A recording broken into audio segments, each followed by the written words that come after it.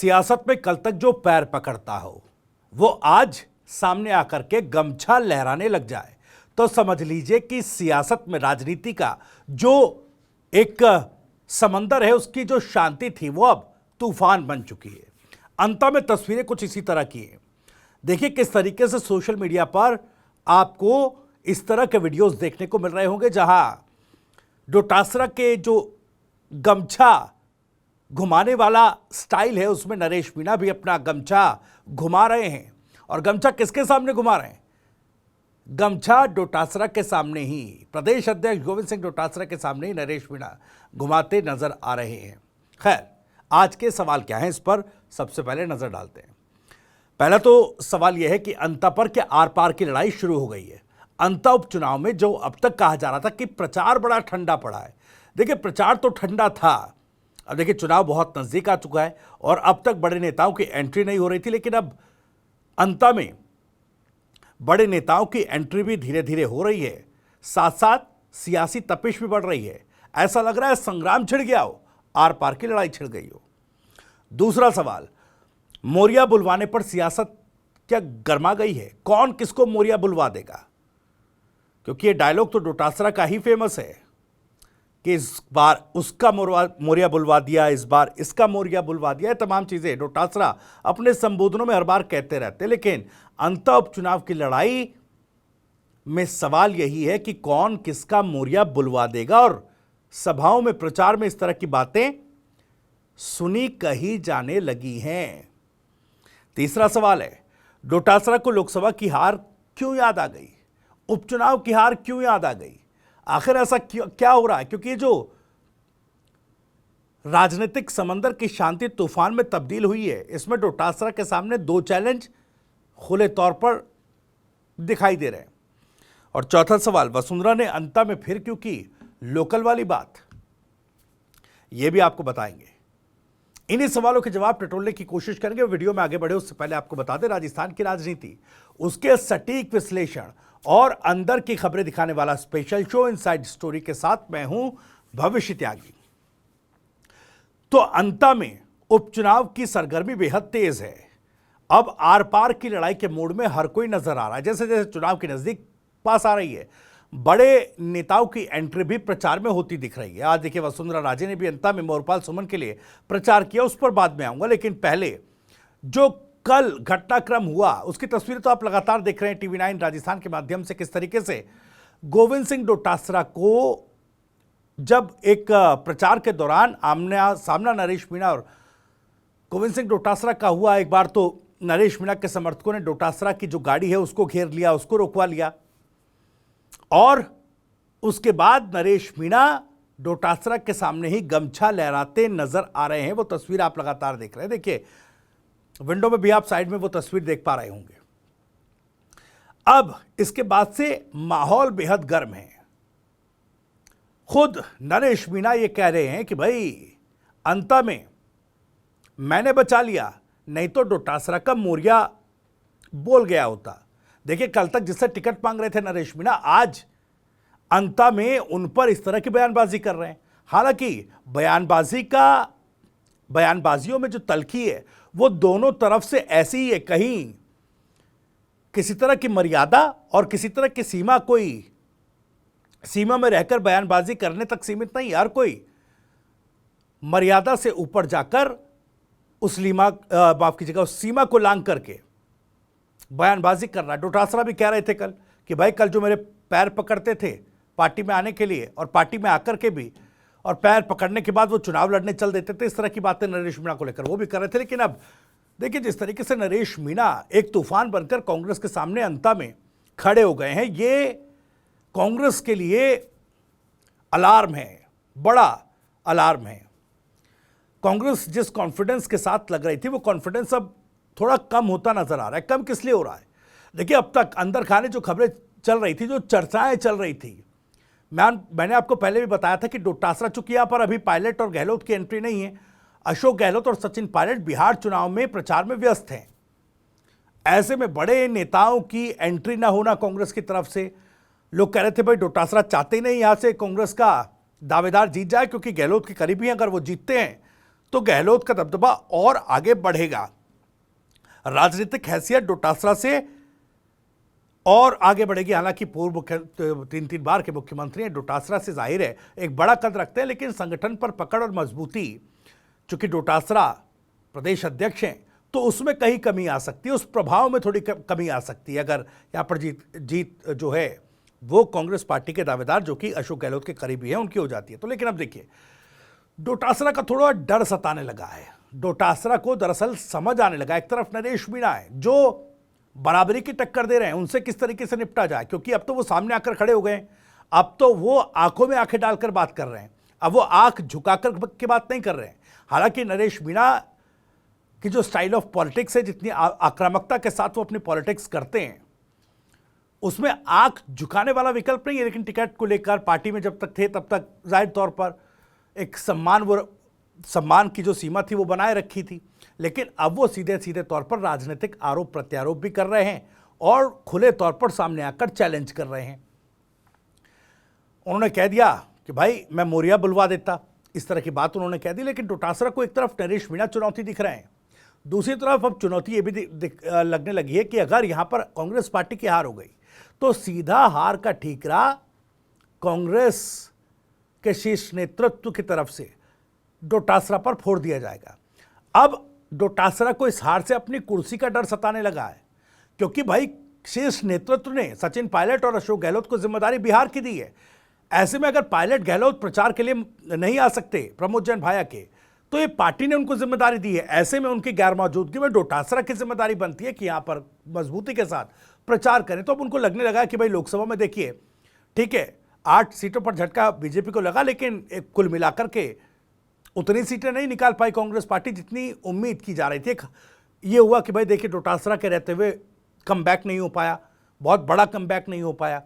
उसके बाद जो उपचुनाव 5-6 सीटों पर हुए थे, आपको याद होगा कितनी सीट गंवाई कांग्रेस पार्टी ने। जिन सीटों पर कांग्रेस के विधायक थे वहां पर भी कई सीटों पर हार गए, 3 या 4 सीटों पर कांग्रेस पार्टी हार गई थी। उस हार का, लोकसभा हार का जिक्र डोटासरा कर रहे हैं। वो कह रहे हैं कि भाई ये 2 हार की तोहमत मुझ पर लग रही है, अब यहां पर भी अगर हार हो गई तो ये मामला गड़बड़ा जाएगा। ये संकेत और संदेश देने की कोशिश अंता में लोगों को कर रहे हैं, कार्यकर्ताओं को कर रहे हैं, अंता के वोटर्स के सामने कर रहे हैं, क्योंकि ये महत्वपूर्ण है। कुर्सी बचानी है तो अंता जिताना पड़ेगा, क्योंकि भरोसा करके शीर्ष नेतृत्व ने अंता की जिम्मेदारी डोटासरा के कंधों पर सौंपते हुए, बाकी जो स्टार प्रचारक हैं, जो कैंपेनर्स हैं, उन पर सौंपते हुए, और चूंकि उनका नेतृत्व डोटासरा करते हैं तो सीधी जिम्मेदारी उनकी है कि, और उनको जिम्मेदारी देते हुए ड्यूटी अशोक गहलोत की और सचिन पायलट की बिहार में लगाई।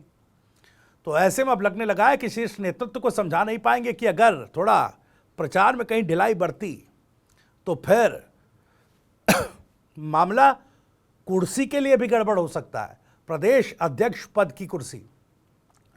तो जाहिर तौर पर अब वो आक्रामकता आप देखिए जो नरेश मीणा के प्रचार में दिख रही थी, वो आक्रामकता अब कांग्रेस के प्रचार में भी, डोटासरा के प्रचार में भी दिख रही है।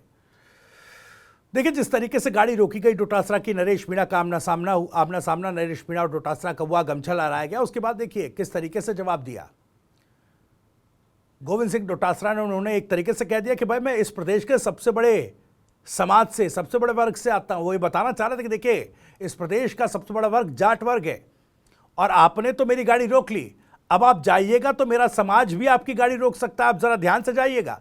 एक इनडायरेक्ट थ्रेट भी था। और दूसरी तरफ ये जनता को बताने की कोशिश भी की कि जो आदमी निर्दलीय तौर पर यहां पर इतनी बड़ी बड़ी बातें कर रहा है, उसकी प्रवृत्ति एक गुंडे जैसी है। वो एक नैरेटिव सेट करने की डोटासरा ने कोशिश की। जरा सुनिए क्या कुछ कह रहे हैं डोटासरा। तो जो राजस्थान के सबसे बड़े एक समाज की बात कर रहा हूं, एक समाज अगर सबसे बड़ा राजस्थान में है जिससे मैं आता हूं, अगर उसकी गाड़ी रोक सकते हैं तो आपका क्या होगा, आप संभल करके चल जाना, आपका क्या होने वाला है। जो लठ लेकर के चुनाव प्रचार कर रहे हैं कि मैं देख लूंगा सबको, चुनाव तक चुप हूं, अगर ऐसे लोगों के मंसूबे कामयाब हो गए, भारतीय जनता पार्टी अगर जीत गई उनके वोट कटने से, तो यहां से शांति गायब हो जाएगी, अशांति आ जाएगी। मैं समझता हूं कि ऐसा आप नहीं होने दोगे, मुझे पूरा विश्वास है। तो देखा आपने जिस तरीके का आक्रामक अंदाज नरेश मीणा का था, अब उसमें एक तलखी और आक्रामकता डोटासरा भी लेकर आ गए। क्योंकि अब देखिए, ऐसा ना हो कि गुरु गुरु रह जाए और चेला शक्कर हो जाए। सामने आकर नरेश मीणा जब चुनौती दे रहे हैं तो डोटासरा ने भी बता दिया कि उसी तलखी के साथ, उसी आक्रामकता के साथ जवाब दिया जाएगा कि क्योंकि बात सिर्फ यहां चुनाव में हार जीत की नहीं, बात प्रदेश अध्यक्ष पद की कुर्सी को लेकर भी है। और अब जब उनकी गाड़ी को रोका गया है तो यह मामला और भी पेचीदा हो रहा है, क्योंकि देखिए किस तरीके से तलखी इस चुनाव में कांग्रेस नेताओं के प्रति नरेश मीणा दिखा रहे हैं। अशोक चांदना पर लगातार वो टारगेट कर रहे हैं। अशोक चांदना को अशोक चांदनी तक कह दिया, यह भी चैलेंज कर दिया था कि आप शीर्ष नेतृत्व से कहकर दिखा दीजिए कि हमको 2028 में सचिन पायलट को मुख्यमंत्री के तौर पर देखना। इस तरह की बातें और इस तरह के आरोप, इस तरह की तलखी और बाकी नेताओं के लिए भी है। अशोक चांदना भी बयानबाजी कर रहे हैं, वो भी कह रहे हैं कि भाई इस तरह के नेता को जो अपने कार्यकर्ताओं की इज्जत नहीं करता, उनको गाली देता है, मारपीट करता है, ऐसे को विधानसभा मत भेजो, ऐसे को तो अस्पताल भेजो। देखिए दो तरफ से थ्रेट। अब अस्पताल भेजने की बात क्यों कह रहे हैं? मानसिक अस्पताल का जिक्र नहीं किया उन्होंने, अस्पताल का जिक्र किया। क्या इसको एक थ्रेट के तौर पर देखा जाए? अशोक चांदना जो कह रहे हैं कि भाई इनको अस्पताल भेजिए, या थ्रेट उसको भी कंसीडर किया जाए जो डोटासरा कह रहे हैं कि भाई मेरा भी समाज है और प्रदेश का सबसे बड़ा समाज है, आप जरा ध्यान से जाइएगा। तो इस तरह की देखिए धमकियां भी अब प्रचार में देखी सुनी जा रही हैं। नरेश मीणा ने गमछा क्या लहरा दिया। इस अंता के उपचुनाव में प्रचार ने इतनी गर्मी पकड़ी है कि वो कांग्रेस और नरेश मीणा की सीधी टक्कर के तौर पर दिखाई दे रही। बीजेपी कहां है यह भी समझिए। वसुंधरा राजे, जिन पर सबकी नजरें टिकी हुई थी क्योंकि उनके बेटे तो प्रचार में कहीं ना कहीं दिख रहे थे, उनको प्रभारी उस कोऑर्डिनेशन कमेटी का बनाया गया, अध्यक्ष बनाया गया उस कोऑर्डिनेशन कमेटी का जो पंचायत, माफ कीजिएगा, ये अंता का उपचुनाव देख रही है। लेकिन आज वो पहुंची, आज वसुंधरा राजे अंता पहुंची, प्रचार किया। लेकिन सबसे अहम बात क्या रही? सबसे अहम बात यह रही कि मोरपाल सुमन को वो बता रही थी, क्योंकि अंता में मैंने आपको कल भी बताया, देखिए सबसे बड़ी जो डिमांड थी अंतावासियों की वो ये थी कि अंता का लोकल कैंडिडेट दीजिए, और कोई भी इस बार लोकल कैंडिडेट दे नहीं पाया। मोरपाल सुमन के लिए कहा जा रहा था कि भाई ये भी बाहरी है, हालांकि बीजेपी बार बार ये कह रही है कि लोकल है, लेकिन अंता में ग्राउंड पर अभी भी इनको बाहरी कहा जा रहा है। वसुंधरा चुनाव में आई, प्रचार में आई, उन्होंने फिर एक बात यही दोहराई कि जब पार्टी में अंता उपचुनाव के लिए प्रत्याशी और कैंडिडेट का चुनाव हो रहा था तो लोकल प्रत्याशी, लोकल कैंडिडेट को ध्यान में रखते हुए, उस फैक्टर को ध्यान में रखते हुए हमने मोरपाल सुमन को टिकट दिया है। उन्होंने इस बात को जोर देकर कहा, यानी कि यह बात तय है कि बीजेपी में थोड़ा सा कंफ्यूजन नहीं, एक डर है कि कहीं ये लोकल कैंडिडेट की डिमांड और ये जो पूरी नहीं कर पाई बीजेपी, इसकी नाराजगी वोट की चोट के तौर पर ना बीजेपी को लगे। इसलिए देखिए अंता में जब चुनाव प्रचार करने आए तो बहुत कुछ उम्मीद की जा रही थी, लेकिन फोकस वसुंधरा का वहां रहा जो सबसे नाजुक कड़ी इस उपचुनाव में बीजेपी की है और बीजेपी के लिए है। उन्होंने कहा कि देखिए आप यहां पर मोरपाल सुमन को जिताएंगे तो केवल एक विधायक नहीं जिताएंगे, आपके यहां पर 3 जनप्रतिनिधि होंगे। उन्होंने कहा मोरपाल सुमन विधायक के तौर पर होंगे, मेरे बेटे दुष्यंत सिंह सांसद के तौर पर यहां से होंगे, और खुद मैं।